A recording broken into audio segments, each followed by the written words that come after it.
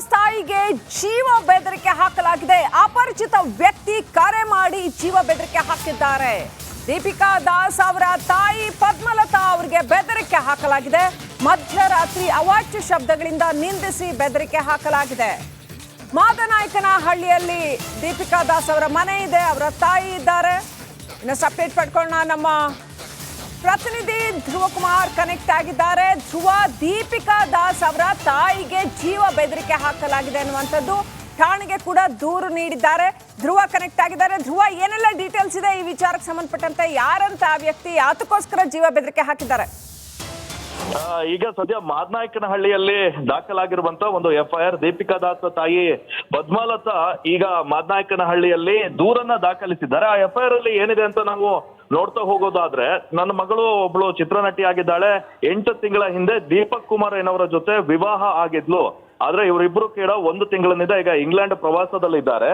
ಆದ್ರೆ ಅಪರಿಚಿತ ವ್ಯಕ್ತಿಯೊಬ್ಬ ನನಗೆ ಫೋನ್ ಮಾಡಿ, ನಿಮ್ಮ ಮಗಳಿಗೆ ಯಾಕೆ ಮದುವೆ ಮಾಡಿದ್ರಿ, ನಿಮ್ಮ ಅಳಿಯ ಅಕ್ರಮ ಚಟುವಟಿಕೆಯಲ್ಲಿ ಭಾಗಿಯಾಗಿ ಜನರಿಗೆ ಮೋಸವನ್ನ ಮಾಡ್ತಾ ಇದ್ದಾನೆ, ಹಾಗೇನಾದ್ರೂ ಇದ್ರೆ ಕಾನೂನು ಅಂದ್ರೆ ಅವರಿಗೆ ಕರೆ ಮಾಡಿದಂತ ಸಂದರ್ಭದಲ್ಲಿ ದೀಪಿಕಾ ದಾಸ್ ತಾಯಿ ಏನಿದ್ದಾರೆ, ನೀವು ಕಾನೂನಾತ್ಮಕವಾಗಿ ದೂರು ನೀಡಂತ ಹೇಳಿದ್ರು. ಆದ್ರೆ ಕೆಲ ದಿನಗಳ ನಂತರ ದೀಪಿಕಾ ದಾಸ್ ಕೂಡ ಅವರು ಕರೆ ಮಾಡ್ತಾರೆ. ನಿಮ್ಮ ದೀಪಿಕಾ ದಾಸ್ಗೆ ಅವರ ತಾಯಿ ಏನೇನಾಯ್ತು ಅನ್ನುವಂಥದ್ದನ್ನ ಕೂಡ ಹೇಳ್ತಾರೆ. ಆಗ ಈ ಒಂದು ಏನಾಗುತ್ತೆ ಅಂದ್ರೆ, ಈ ಆತ ಏನಿದ್ದಾನೆ, ಅಪರಿಚಿತ ವ್ಯಕ್ತಿ ಏನಿದ್ದಾನೆ, ಆತ ಇವರಿಗೆ ಇನ್ನೊಂದ್ಸಲ ಕರೆ ಮಾಡಿ ಪದೇ ಪದೇ ಫೋನ್ ಮಾಡಿ ಹಣಕ್ಕೆ ಬೇಡಿಕೆ ನೀಡಿ ಹಾಗೆ ಕೊಲೆ ಮಾಡ್ತೀನಿ ಅಂತ ಬೆದರಿಕೆ ಕೂಡ ಹಾಕ್ತಾನೆ. ಆತನ ಹೆಸರು ಯಶವಂತ್ ಎನ್ನುವುದು ಗೊತ್ತಾಗುತ್ತೆ. ಹೀಗಾಗಿ ದೀಪಿಕಾ ದಾಸ್ ತಾಯಿ ಯಶವಂತ್ ವಿರುದ್ಧ ಈಗ ಸದ್ಯ ದೂರನ್ನ ನೀಡಿದ್ದಾರೆ. BNS 308(2) ಅಡಿಯಲ್ಲಿ ಈಗ ಸದ್ಯ ಮಾದನಾಯಕನಹಳ್ಳಿಯಲ್ಲಿ FIR ದಾಖಲಾಗಿದೆ. ಆ ಕರೆ ಆಧಾರದ ಮೇಲೆ ಈಗ ಸದ್ಯ ಪೊಲೀಸರು ತನಿಖೆಯನ್ನ ಕೂಡ ಕೈಗೊಂಡಿದ್ದಾರೆ. ಆದ್ರೆ ಆತನ ಹಿನ್ನೆಲೆ ಏನು, ಆ ಯಶವಂತ್ ಅನ್ನೋನು ಯಾರು ಎನ್ನುವಂಥದ್ದನ್ನ ಕೂಡ ಇನ್ನು ಪೊಲೀಸರು ಪತ್ತೆ ಮಾಡಬೇಕಾಗಿದೆ. Okay, right. ಥ್ಯಾಂಕ್ ಯು ಡೀಟೇಲ್ಸ್ಗಾಗಿ. ಬೆಂಗಳೂರಲ್ಲಿ 100 ಎಕರೆ ಭೂಮಿ ಮೇಲೆ ವಕ್ಫ್ ಬೋರ್ಡ್ ಕಣ್ಣು ಹಾಕಿದೆ. ಬಂಗಾರದಂತಹ ಭೂಮಿ ಮೇಲೆ ವಕ್ಫ್ ಕಣ್ಣು ಹಾಕಿದೆ. ವಕ್ಫ್ ಆ ಭೂಮಿಯನ್ನ ವಶಪಡಿಸಿಕೊಳ್ಳೋದಕ್ಕೆ ನೋಡ್ತಾ ಇದೆ ಅಂತ ಹೇಳಲಾಗಿದೆ. ಗೆಜೆಟ್ ದಾಖಲೆಗಳಲ್ಲಿ ಇದನ್ನ ವಕ್ಫ್ ಆಸ್ತಿ ಅಂತ ಉಲ್ಲೇಖ ಮಾಡಿಸಿಕೊಳ್ಳಲಾಗಿದೆ. 100 ಕೋಟಿ ಬೆಲೆ ಬಾಳೋ ಜಾಗ ಹಾಗಾದ್ರೆ ವಕ್ಫ್ಗೆ ಸೇರಿದ್ದ? ಭೂಪಸಂದ್ರ ಗೊಲ್ಲಹಳ್ಳಿಯ ಒಟ್ಟು 196 ಎಕರೆ ಈಗ ವಕ್ಫ್ಗೆ ಸೇರಿರೋದಂತೆ. ಹಾಗಂತ ವಕ್ಫ್ ಕ್ಲೈಮ್ ಮಾಡ್ತಾ ಇದೆ. ಡಾಲರ್ಸ್ ಕಾಲೋನಿ ಪಕ್ಕದಲ್ಲಿ ಇರ್ತಕ್ಕಂಥ ಜಾಗ ಅದು. ಬೆಂಗಳೂರಿನ ಡಾಲರ್ಸ್ ಕಾಲೋನಿನಲ್ಲಿ ಸೈಟ್ ರೇಟ್ ಹೇಗಿದೆ ನಿಮಗೆ ಗೊತ್ತು ವೀಕ್ಷಕರೇ. ಅದರ ಪಕ್ಕದಲ್ಲಿ ಇರ್ತಕ್ಕಂಥ ಭೂಪಸಂದ್ರದಲ್ಲಿ ಇರ್ತಕ್ಕಂಥದ್ದು ಜಾಗ 196 ಎಕರೆ. 196 ಎಕರೆಯನ್ನ ಈಗ ವಕ್ಫ್ ಬೋರ್ಡ್ ತನಗೆ ಸೇರಿದ್ದು ಅಂತ ಕ್ಲೈಮ್ ಮಾಡ್ತಾ ಇದೆ.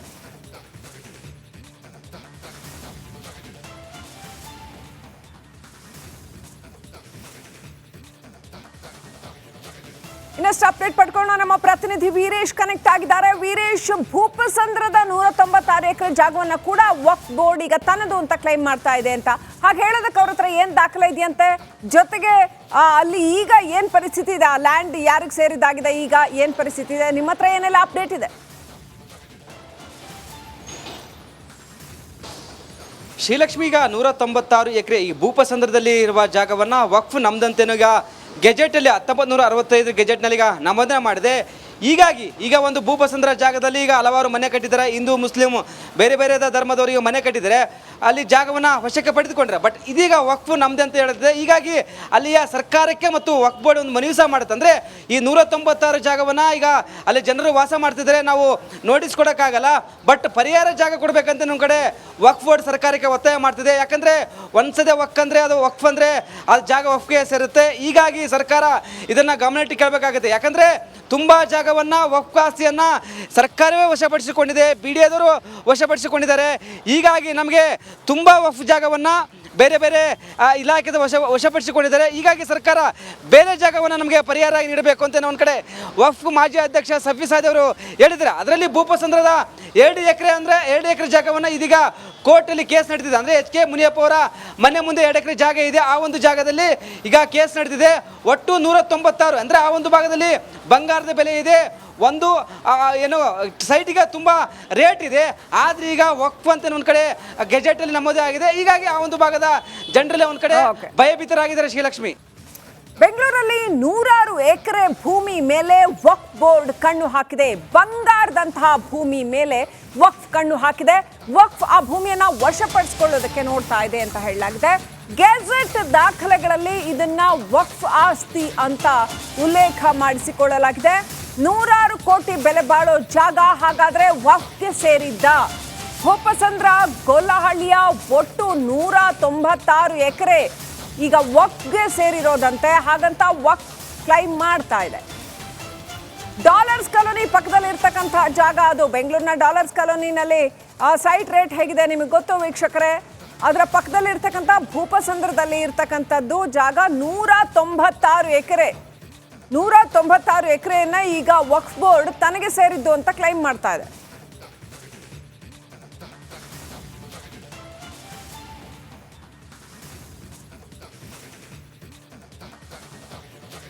ಇನ್ನಷ್ಟು ಅಪ್ಡೇಟ್ ಪಡ್ಕೊಂಡು ನಮ್ಮ ಪ್ರತಿನಿಧಿ ವೀರೇಶ್ ಕನೆಕ್ಟ್ ಆಗಿದ್ದಾರೆ. ವೀರೇಶ್, ಭೂಪಸಂದ್ರದ 196 ಎಕರೆ ಜಾಗವನ್ನ ಕೂಡ ವಕ್ಫ್ ಬೋರ್ಡ್ ಈಗ ತನ್ನದು ಅಂತ ಕ್ಲೈಮ್ ಮಾಡ್ತಾ ಇದೆ ಅಂತ ಹಾಗೆ ಹೇಳೋದಕ್ಕೆ ಅವ್ರ ಹತ್ರ ಏನ್ ದಾಖಲೆ ಇದೆಯಂತೆ? ಜೊತೆಗೆ ಅಲ್ಲಿ ಈಗ ಏನ್ ಪರಿಸ್ಥಿತಿ ಇದೆ? ಆ ಲ್ಯಾಂಡ್ ಯಾರಿಗೆ ಸೇರಿದಾಗಿದೆ? ಈಗ ಏನ್ ಪರಿಸ್ಥಿತಿ ಇದೆ? ನಿಮ್ಮ ಹತ್ರ ಏನೆಲ್ಲ ಅಪ್ಡೇಟ್ ಇದೆ? ಶ್ರೀಲಕ್ಷ್ಮಿ, ಈಗ 196 ಎಕರೆ ಈ ಭೂಪಸಂದ್ರದಲ್ಲಿ ಇರುವ ಜಾಗವನ್ನ ವಕ್ಫ್ ನಮ್ದಂತೇನೋ ಈಗ ಗೆಜೆಟಲ್ಲಿ 1965 ಗೆಜೆಟ್ನಲ್ಲಿ ಈಗ ನಮೂದನೆ ಮಾಡಿದೆ.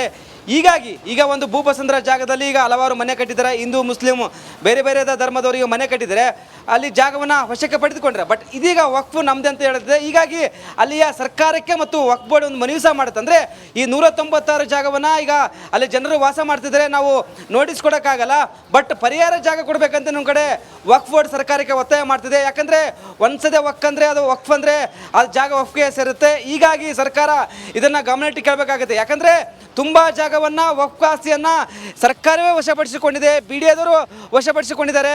ಹೀಗಾಗಿ ನಮಗೆ ತುಂಬ ವಕ್ಫ್ ಜಾಗವನ್ನು ಬೇರೆ ಬೇರೆ ಇಲಾಖೆದ ವಶಪಡಿಸಿಕೊಂಡಿದ್ದಾರೆ. ಹೀಗಾಗಿ ಸರ್ಕಾರ ಬೇರೆ ಜಾಗವನ್ನು ನಮಗೆ ಪರಿಹಾರ ನೀಡಬೇಕು ಅಂತ ಒಂದು ಕಡೆ ವಕ್ಫ್ ಮಾಜಿ ಅಧ್ಯಕ್ಷ ಸಫಿ ಸಾದಿ ಅವರು ಹೇಳಿದ್ದಾರೆ. ಅದರಲ್ಲಿ ಭೂಪಸಂದ್ರದ 2 ಎಕರೆ ಅಂದರೆ 2 ಎಕರೆ ಜಾಗವನ್ನು ಇದೀಗ ಕೋರ್ಟಲ್ಲಿ ಕೇಸ್ ನಡೆದಿದೆ. ಅಂದರೆ HK ಮುನಿಯಪ್ಪ ಅವರ ಮನೆ ಮುಂದೆ 2 ಎಕರೆ ಜಾಗ ಇದೆ. ಆ ಒಂದು ಜಾಗದಲ್ಲಿ ಈಗ ಕೇಸ್ ನಡೆದಿದೆ.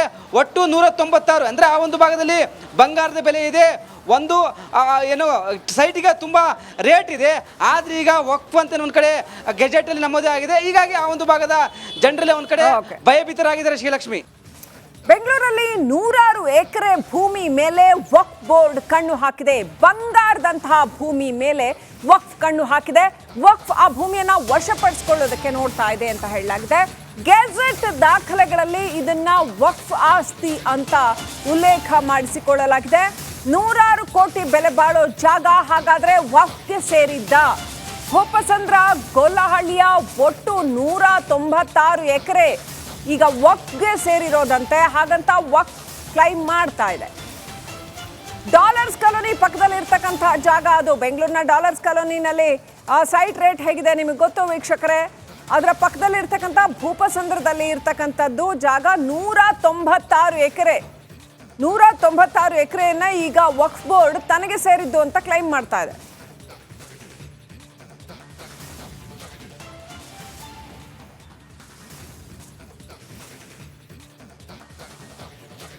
ಇನ್ನಷ್ಟು ಅಪ್ಡೇಟ್ ಪಡ್ಕೊಂಡು ನಮ್ಮ ಪ್ರತಿನಿಧಿ ವೀರೇಶ್ ಕನೆಕ್ಟ್ ಆಗಿದ್ದಾರೆ. ವೀರೇಶ್, ಭೂಪಸಂದ್ರದ 196 ಎಕರೆ ಜಾಗವನ್ನ ಕೂಡ ವಕ್ಫ್ ಬೋರ್ಡ್ ಈಗ ತನ್ನದು ಅಂತ ಕ್ಲೈಮ್ ಮಾಡ್ತಾ ಇದೆ ಅಂತ ಹಾಗೆ ಹೇಳೋದಕ್ಕೆ ಅವ್ರ ಹತ್ರ ಏನ್ ದಾಖಲೆ ಇದೆಯಂತೆ? ಜೊತೆಗೆ ಅಲ್ಲಿ ಈಗ ಏನ್ ಪರಿಸ್ಥಿತಿ ಇದೆ? ಆ ಲ್ಯಾಂಡ್ ಯಾರಿಗೆ ಸೇರಿದಾಗಿದೆ? ಈಗ ಏನ್ ಪರಿಸ್ಥಿತಿ ಇದೆ? ನಿಮ್ಮ ಹತ್ರ ಏನೆಲ್ಲ ಅಪ್ಡೇಟ್ ಇದೆ? ಶ್ರೀಲಕ್ಷ್ಮಿ, ಈಗ 196 ಎಕರೆ ಈ ಭೂಪಸಂದ್ರದಲ್ಲಿ ಇರುವ ಜಾಗವನ್ನು ವಕ್ಫ್ ನಮ್ದಂತೇನೋ ಈಗ ಗೆಜೆಟಲ್ಲಿ 1965 ಗೆಜೆಟ್ನಲ್ಲಿ ಈಗ ನಮೂದನೆ ಮಾಡಿದೆ. ಹೀಗಾಗಿ ಈಗ ಒಂದು ಭೂಪಸಂದ್ರ ಜಾಗದಲ್ಲಿ ಈಗ ಹಲವಾರು ಮನೆ ಕಟ್ಟಿದ್ದಾರೆ. ಹಿಂದೂ ಮುಸ್ಲಿಂ ಬೇರೆ ಬೇರೆ ಧರ್ಮದವರಿಗೆ ಮನೆ ಕಟ್ಟಿದ್ದಾರೆ. ಅಲ್ಲಿ ಜಾಗವನ್ನು ವಶಕ್ಕೆ ಪಡೆದುಕೊಂಡ್ರೆ ಬಟ್ ಇದೀಗ ವಕ್ಫ್ ನಮ್ದೆ ಅಂತ ಹೇಳುತ್ತೆ. ಹೀಗಾಗಿ ಅಲ್ಲಿಯ ಸರ್ಕಾರಕ್ಕೆ ಮತ್ತು ವಕ್ಫ್ ಬೋರ್ಡ್ ಒಂದು ಮನವಿ ಸಹ ಮಾಡುತ್ತೆ. ಅಂದರೆ ಈ 196 ಜಾಗವನ್ನು ಈಗ ಅಲ್ಲಿ ಜನರು ವಾಸ ಮಾಡ್ತಿದ್ದಾರೆ, ನಾವು ನೋಟಿಸ್ ಕೊಡೋಕ್ಕಾಗಲ್ಲ.